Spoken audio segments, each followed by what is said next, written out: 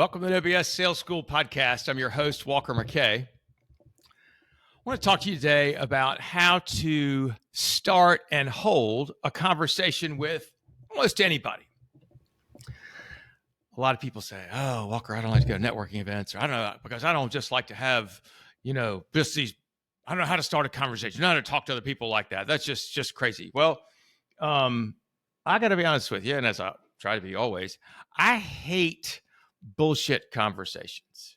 I don't like lightweight, how's the weather, blah, blah, blah conversations. It bums me out. It's a waste of my time. I don't like it. I enjoy having much deeper conversations where I can really go and understand somebody better. That makes me excited. And it's something I think is really cool. And I think I picked this up from my father. My father was a great conversationalist. He had a sincere curiosity about other people. He wanted to know about other people, what made them tick, what they liked, what they didn't like, why that was the case, what they did for work, what they liked about that. And my dad told me this. Damn, I wish he'd told me earlier. I was like 32 or 33. He had to kind of gave me a warning or a message where he said, Walker, you need to work a whole lot harder at being interested instead of working so hard to be interesting. You need to work a whole lot harder at being interested instead of interesting, which was his nice way of saying, shut the hell up. Be quiet. Ask questions. Listen. Well, I know all of you in sales have all heard a whole lot about just got to ask questions. You got to ask questions. You got to ask questions. You got to ask the right, if they give you specific instructions, you got to ask the right questions, which again, bullshit, unactionable advice. But I want to show you how to start and hold a conversation with almost anybody. You've heard this before. What is people's favorite subject? It's themselves. Right? And how often do you get to tell your story to other people? How often do you get to tell your story? My guess is that you listen to this podcast right now, and thank you for listening. You've had a pretty interesting life. Some pretty cool shit has happened to you. Some wild stuff has happened to you.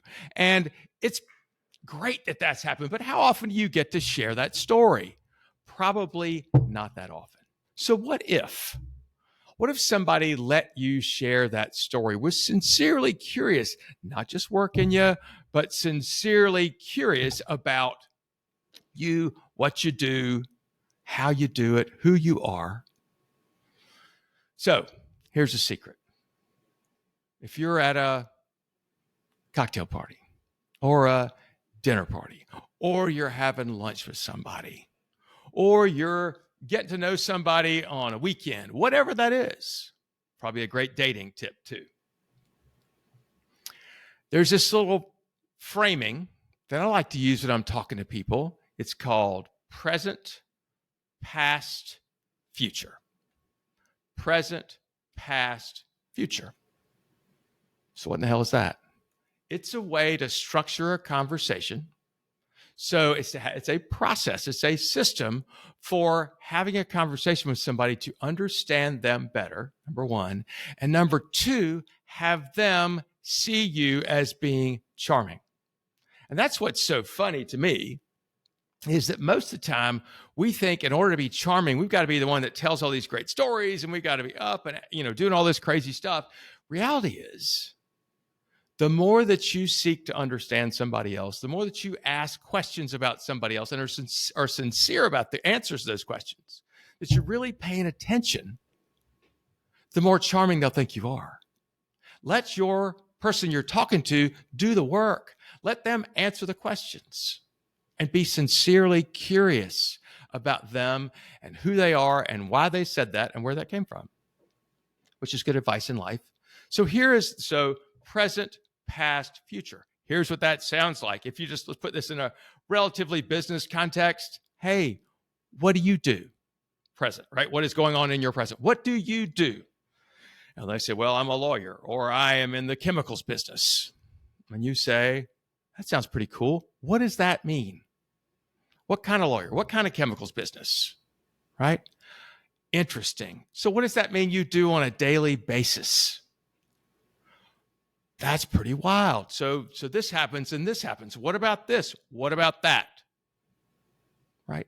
Try and understand what goes on in their world. And even if they say something like, I'm in sales. Okay, cool. What do you sell? I like to say, that sounds easy. That always gets people talking. I'm a chemical engineer. Huh, that sounds easy. And you smile. And they'll begin to tell you how freaking hard it is and what a pain in the ass it is and how hard they work, which is great information, right? What's going on in their present? And then we go back to past. How'd you get into that crazy business? What were you doing before you got in that business? Where'd you go to school? Did you study chemical engineering? Did you think you were going to be a lawyer when you were that young? What did you want to be? What was the path to get where you are? Now that you're here, what surprised you about being in that business? What's changed? All right. How did you get here? What does your past look like? Does your education match what you're doing now? How did you learn all this stuff? Right. Like another great question for present is, what's the hardest part about that? Let's go back to past, right? Was it a tough decision to get in that business? What were your other choices? What did you think your other choices might be? The questions are endless and limitless. It just depends upon how sincerely curious you are, how bad you want to know about what's going on with their world, right? And as you listen and you pay attention and you can ask follow-up questions. Here's the thing. People don't get asked follow-up questions very often unless they're in a court or being deposed, which is not a great place to be. I've been there. It sucks. But if you're sincerely curious and you want to know and you're digging into their present and their past, and then you say, okay, so you dug into the past. And again, this can take 5 minutes. It can take 2 minutes. It can take an hour and a half. Depends on how creative you are and how much time you may have and how much time you want to spend. And then you roll to future. So what does that look like? Let's pretend it's a couple of years from now, things are going well. What will you be doing then? What might have changed? What would you hope would be happening then? How long you plan on working? What would you do after you stopped?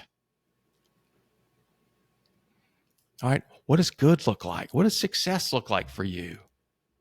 What are some of the things you're hoping to achieve in the future? And while these may feel like ridiculous questions, imagine if somebody took the time to ask you those things. Imagine if somebody took the time to ask you about what's going on in your present. What does that look like today? And they were sincerely curious and they asked a bunch of questions and they cared. And then they went back to ask how you got there. And then they moved on to say, what does the future look like for you? What do you hope will happen? What could get in the way of that?